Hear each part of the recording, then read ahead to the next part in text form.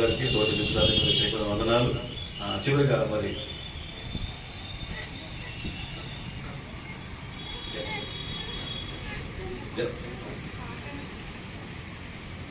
రెండు మాటలు మా టైటల్స్ కూడా చెప్తారు. ఇంకెవరన్నా ఉన్నారా? మధు గారు వచ్చారండి, తిరుగునండి.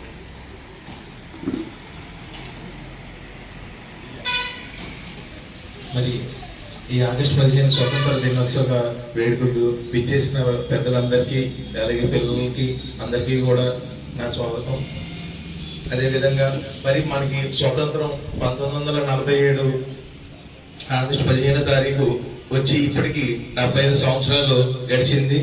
అయితే మనకి ఇంకా 75 సంవత్సరాలకు సెలబ్రేట్ చేసుకుంటున్నాం. కానీ మనకి స్వతంత్రం రావడానికి 200 సంవత్సరాలు పోరాడారు. మొట్టమొదటిగా బెంగాల్లో స్టార్ట్ అయింది ఈ స్వతంత్ర ఉద్యమం అనేది. అప్పటి నుంచి యాక్చువల్గా ఏంటంటే మనకి మొదటగా వీళ్ళందరూ ఒక్కో రాజ్యానికి వచ్చి వ్యాపారం చేసుకునేవారు. డచ్ వాళ్ళు కానీ, ఈ బ్రిటిష్ వాళ్ళు కానీ, వీళ్ళందరూ కూడా వచ్చి మన దేశానికి వచ్చి వ్యాపారం చేసుకునేవాళ్ళు. ఎవరి వాళ్ళు వారి రాజ్యాలు. అప్పుడు మన ఇండియా ఎలా ఉండేదంటే ఎవరి రాజ్యం వాళ్ళని, ఏ రాజు ఆ రాజు అనమాట.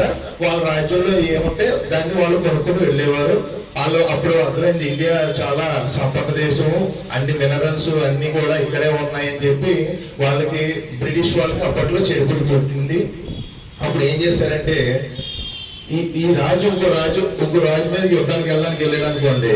ఈ రాజుకి మేము నీకు సపోర్ట్ ఇస్తాము, నువ్వు వెళ్ళి ఆ రాజుని ఓడించేస్తే అప్పుడు నువ్వు నేను కలిపి రాజ్యాన్ని బాగా చూసుకున్నావు అని చెప్పేవారు అనమాట.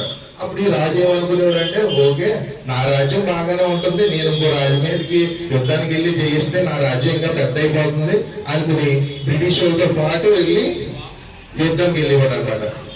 ఇలాగా ఏ రాజుకి ఆ రాజ్యం ఏమనుకున్నాడంటే, నేను నా రాజ్యం బాగానే ఉంటుంది కదా అని చెప్పి అనుకుని ఇంకో రాజ్యం మీదకి వెళ్ళడం. అలా లాస్ట్కి ఏం చేశారంటే మొత్తం అంతా దేశాన్ని అంతా తీసుకెళ్లి బ్రిటిష్ వాళ్ళ చేతిలో పెట్టారనమాట. ఆ తర్వాత మళ్ళీ ఉద్యమాలు జరిగినాయి.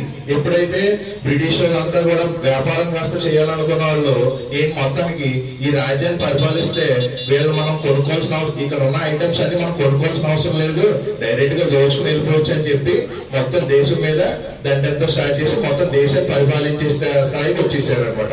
అప్పుడు అర్థమైంది నేను నా పక్క రాజ్యం కూడా పోయాడు, నేను బాగున్నాను కదా అనుకుని నేను నా బ్రిటిష్ వాళ్ళు చెప్పినట్టు విన్నాను అని చెప్పి ప్రతి రాజ్యానికి అర్థమయ్యి అందరూ మళ్ళీ ఏకమయ్యి పోరాటం చేశారనమాట.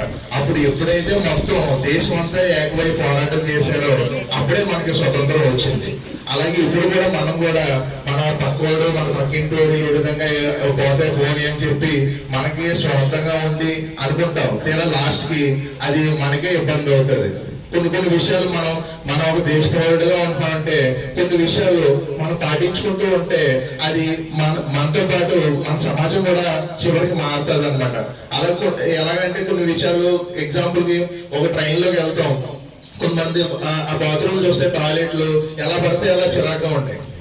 ఎందుకంటే ఫస్ట్ వెళ్ళినాడు నీళ్ళు వేసేసి ఉంటే మేము క్లీన్ చేసి వెళ్ళిపోయినట్టే మిగతా వాడు అదే పని చేద్దరు. కానీ ఒకళ్ళొకళ్ళు పర్లేదులే మనం వెళ్ళిపోయిన తర్వాత మన బాత్రూమ్ కాదు కదా, అదే మన ఇంట్లో బాత్రూమ్ అయితే ఖచ్చితంగా క్లీన్ చేసేస్తాం. అలాగే నేను మా వార్డులో అదే చూసేవాడిని, ఇంటి డ్రైన్ లో రాళ్ళు పెడతారు. ఎందుకంటే వాళ్ళ దుక్కు మన ఇంటికి రాకూడదని. ఈ పక్కింటోడు మళ్ళీ ఇంకో రాయి పెడతాడు, ఇంటి దుక్కు ఆ పక్కింటోడు రాగను. తీరా గట్టిగా వర్షం రాగానే ఏమైందంటే మొత్తం అందరినీ ఇంట్లో ఉన్న తుక్కు కలిపి వాళ్ళ ఇంటి ఎదుర్కొంటానే గుమ్మాల్లో ఉండేది. మనం ప్రస్తుతానికి బాగుండా చాలు పక్కింటోడు ఏమైపోయినా అనే విధంగా కాకుండా ఒకరిలో ఒకరు ప్రేమించుకుంటూ ప్రతిదీ మన ఇల్లులాగే, మన దేశం అంతా కూడా మన ఇల్లులాగే అనుకుని ఒక తుక్కు పాడేసేటప్పుడు విషయం కానీ ఏదన్నా ఒక రూల్స్ పాటించడం కానీ ఈ అన్ని విషయాల్లో కూడా మనం అంతా కలిసిమెలిసి ఉంటే ఏ విధంగా అయితే స్వతంత్రం తీసుకొచ్చారో అదే విధంగా మన ఇండియా కూడా ఒక డెవలప్డ్ కంట్రీ కింద అవుతుందని ఈ స్వతంత్ర దినోత్సవ సందర్భంగా మీ అందరికీ తెలియజేస్తున్నాను. జై హింద్.